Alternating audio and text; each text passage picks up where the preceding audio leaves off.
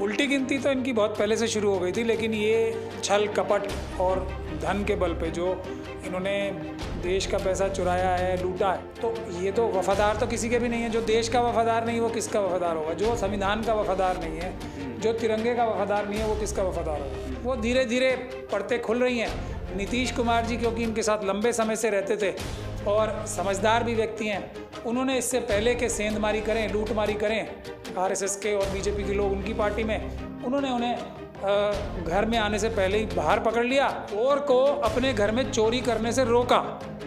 तो अब चोर बुरा मान रहा है कि मैं तो इतना बड़ा प्रोफेशनल चोर हूँ, मैंने हर जगह हर घर में चोरी की, डकैती की, मुझे कभी नहीं रोक पाया कोई, तो ये कैसे रोक लिया मुझे? दोस्तों नमस्कार, मैं हूं आपका दोस्त जाहिद, आप देख रहे हैं डेली न्यूज़। इस वक्त हमारे साथ मौजूद है महमूद पराचा सर। इनसे जुड़ेंगे और जानने की कोशिश करेंगे कि जिस तरीके से बिहार के अंदर जो हुआ वो आप लोगों को पता है।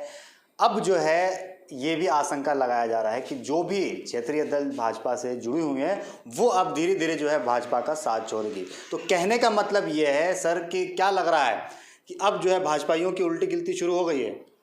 उल्टी गिनती तो इनकी बहुत पहले से शुरू हो गई थी, लेकिन ये छल कपट और धन के बल पे जो इन्होंने देश का पैसा चुराया है, लूटा है, जो 25 लाख करोड़ के करीब बैंकों से पैसा लूटा गया है अडानी, अंबानी और इनके दूसरे दोस्तों द्वारा, वो अपने कार्डर्स में बांटा है, अपने कार्यकर्ताओं को दिया है और दूसरे गलत काम करने के लिए, वोटर लिस्ट बदलने के लिए या अपने कार्डर्स को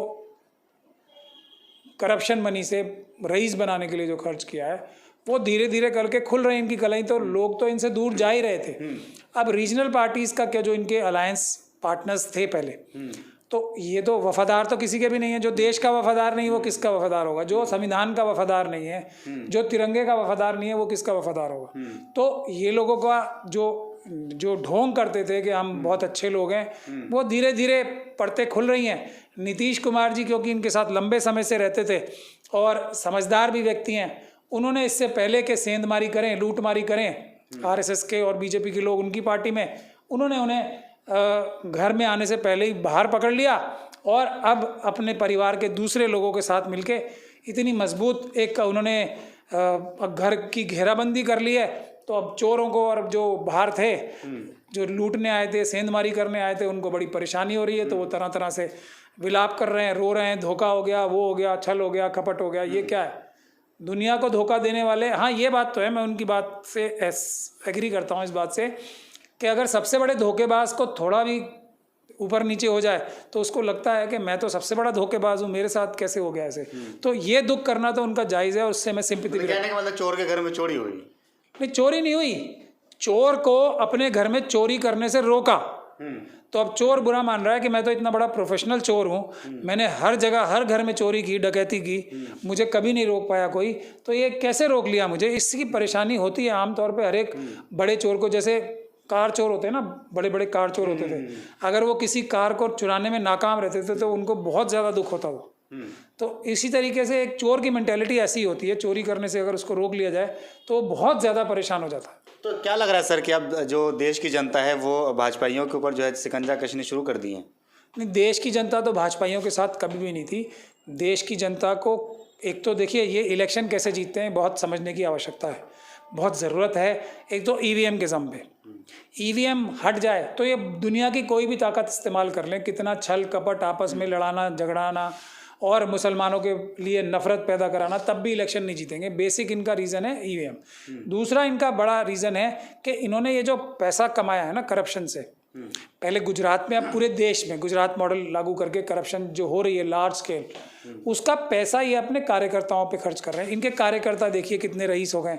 अगर 2014 से पहले देखेंगे तो बीजेपी के कार्यकर्ता जो पूरी और आरएसएस के कार्यकर्ताओं की लिस्ट निकाल के देख लीजिए, पहले एक छोटा घर होगा तो आज इतनी बड़ा महल बन गया, इतने सारे पैसे आ गए।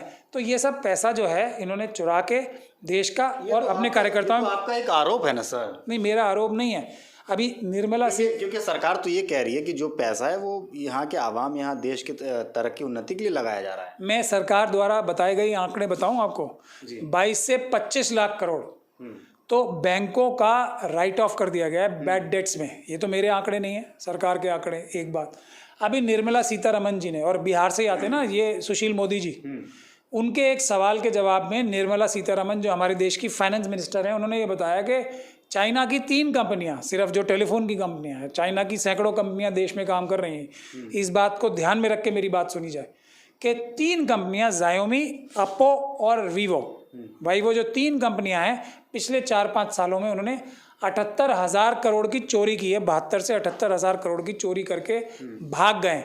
उसमें जो इनके सीईओ थे, एक तो ये सारी कंपनियां कब आई हैं देश में? 2014 के बाद, जब मोदी जी की सरकार आ गई थी। और इसमें कौन कौन डायरेक्टर्स हैं मनुवादी मानसिकता के गुजराती, वो सब भी भाग गए। कुछ दुबई भाग गए, कुछ सिंगापुर भाग गए, कुछ चाइना ही भाग गए। तो ये 72,000 करोड़ तो 78,000 करोड़ तो निर्मला सीतारमण जी बता रही हैं, और आप कह रहे हैं कि देश की डेवलपमेंट के लिए काम कर रहे हैं। इतनी, और ये सारे पैसे चाइनीज़, पाकिस्तानी और इजरायलियों के साथ मिलके ये बीजेपी और आरएसएस के जो मिनिस्टर्स हैं और जो इनके कार्यकर्ता हैं, उन्होंने चुराए हैं। ये सब बहुत बड़ा आरोप लगा रहे हैं। आरोप नहीं है, मैं बता रहा हूँ, मुझे इसके बारे में मैं 10 बार बोल चुका हूँ। कोई भी मेरे खिलाफ एक शब्द नहीं बोलता है। क्यों? क्योंकि सबको पता है मैं बोलूँगा तो प्रूफ भी करूँगा। मैं एक बात हमारे जो ओजस्वी होम मिनिस्टर साहब हैं अमित शाह जी से, वो तो बहुत बड़े ईडी मास्टर है ना। ईडी तो उनके उंगलियों के इशारों पे नाचती है, कुछ भी करवा सकते हैं ईडी से, और उनके पास सीबीआई भी है, उससे भी कुछ भी करा सकते हैं वो। तो मैं उन्हें एक छोटा सा टास्क देता हूँ, अगर वो इसमें खरे उतर जाएं तो पूरा देश देख लेगा किस प्रकार से गुजरात के मनुवादी मानसिकता के बिजनेसमैन जो है देश को चाइना के साथ मिलकर लूट रहे हैं। सिर्फ मुझे एक लिस्ट बना के दे दें कि चाइनीज़ कंपनीज जो हैं जो इंडिया में काम करती हैं, और जिन चाइनीज़ कंपनीज का सीपीसी यानी कि कम्युनिस्ट पार्टी ऑफ चाइना और पीपल्स लिबरेशन आर्मी, चाइना की जो आर्मी है, उसकी फ्रंट कंपनीज में कितने गुजराती मनुवादी मानसिकता के बिजनेसमैन, डायरेक्टर्स, पार्टनर्स हैं, इसकी एक लिस्ट मुझे दे दें। वो नहीं देंगे तो मैं उन्हें दे दूंगा, तो उससे दूध का दूध और पानी का पानी हो जाएगा। इतनी बड़ी साजिश चल रही है, उसके बाद भी हम लोग चुप रहेंगे जो अम्बेडकरवादी हैं। हम अपने देश को लुटने नहीं देंगे मनुवादी गुजरातियों के हाथों। तो हम रोकेंगे इन्हें, और ये देश का जो जितना पैसा चुराया है चाइना, पाकिस्तान और इजराइल के साथ मिलके, वो वापस देश में लाएंगे, ये याद रखें मेरे। लेकिन सर, आपने जो आरोप लगाया, आपने कहा कि चोरी हुई है, चौकीदार के रहते हुए चोरी कैसे हो सकती है? चौकीदार ही जब चोर, प्रधानमंत्री हैं नहीं, उसका एक ही एक्सप्लेनेशन है लॉजिकल। जब चौकीदार या तो चोर हो जाए खुद ही, तभी भी हो सकती है, एक तो तरीका ये है, या चौकीदार जो है बिल्कुल ही लापरवाह हो, सो रहा। तो फैसला मैं देश के ऊपर छोड़ता हूँ, जो हालात हैं देश की जनता के ऊपर, कि चौकीदार सो रहा है, जानबूझ के आंखें बंद करके लेटा हुआ है ताकि उसके बाकी साथी चोरी करते रहें, या चौकीदार खुद ही चोर है। ये फैसला, 3 ऑप्शंस हैं हमारे पास, देश की जनता पे छोड़ता हूँ। अच्छा, बिहार में जो सरकार भाजपा की गिरी है, उसको आप किस तरीके से देखते हैं? अगर यहीं पे विपक्ष पार्टी की सरकार अगर किसी स्टेट में हो, अगर वहाँ पे सरकार गिरती है तो लोग जो है हल्ला मचाते हैं, लोग कहते हैं कि भाजपाइयों ने जो है इसको खरीदा, विधायक को खरीद करके सरकार बनाई। तो यहाँ पे बिहार में कैसे देख रहे हैं?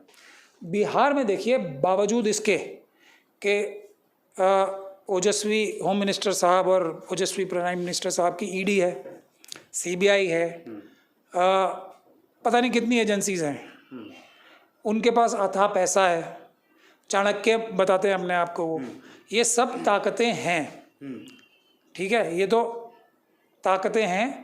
उसके बावजूद अगर ये काम हुआ है तो कितना बड़ा काम हुआ है। लेकिन अगर अमित शाह जी, चाणक्य ये काम करें ईडी की मदद से, सीबीआई की मदद से, पुलिस की मदद से, पैसे की मदद से, इतना पैसा दे के या डर से, या वो कहते हैं ना कैरेट एंड स्टिक पॉलिसी, तो कोई बड़ी बात नहीं होती, वो तो कोई भी कर लेगा, छोटे से छोटा गली का गुंडा भी कर लेगा वो काम। लेकिन इन सब चीज़ों के बावजूद अगर ये काम फिर भी हो रहा है तो इसमें ताकत है, ईमानदारी, सच्चाई और लोगों का सच में जो एक जहती है, आपस में प्यार है, अंडरस्टैंडिंग है, उसकी वजह से। लेकिन चाणक्य नीति फेल क्यों होती जा रही है?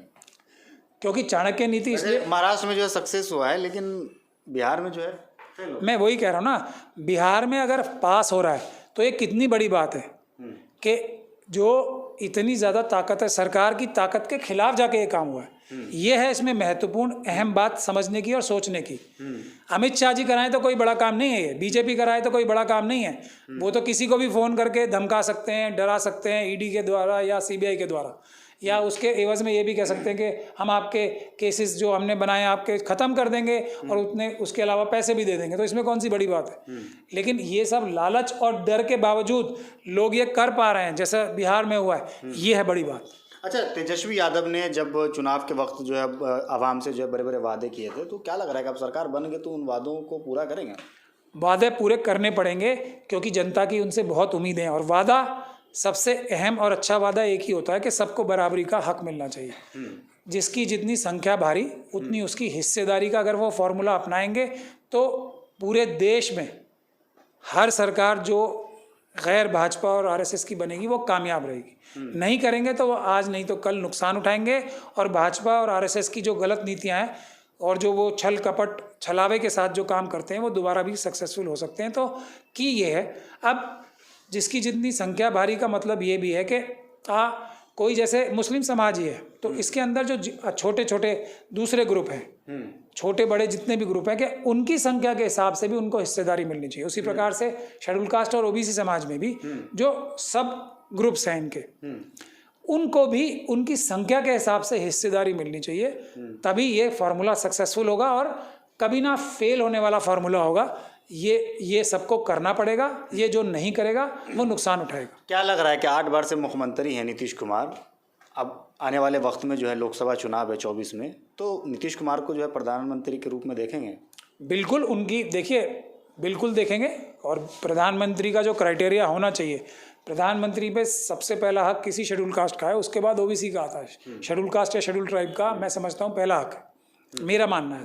उसके बाद ओबीसी का आता है नंबर, उनका हक आता है प्रधानमंत्री का। तो नीतीश कुमार जी तो जाहिरी बात है ओबीसी समाज से आते हैं, उनका हक है प्रधानमंत्री बनना, और वो इतने सीनियर चीफ मिनिस्टर हैं, उनका डेफिनेटली हक बनता है। शरद पवार जी का हक बनता है, स्टालिन साहब का हक बनता है, वो बहुत ही अहम और अच्छे काम कर रहे हैं। साउथ से जो केसीआर साहब हैं उनका भी हक बनता है। तो ये सब लोग जो ओबीसी एससी एसटी समाज से आते हैं उनका डेफिनेटली बाकी सब लोगों से ज़्यादा हक बनता है। तो हमारे साथ जुड़े हुए थे महमूद पराचा सर। आपको क्या लगता है? इस वीडियो के कमेंट सेक्शन में जाइए और कमेंट करके आप भी अपनी राय ज़रूर दीजिए। वीडियो अगर आपको अच्छा लगा तो इसे लाइक और शेयर ज़रूर कीजिएगा। जय हिंद, जय भारत, अपना ख्याल रखिए, हंसते रहिए, मुस्कुराते रहिए। धन्यवाद।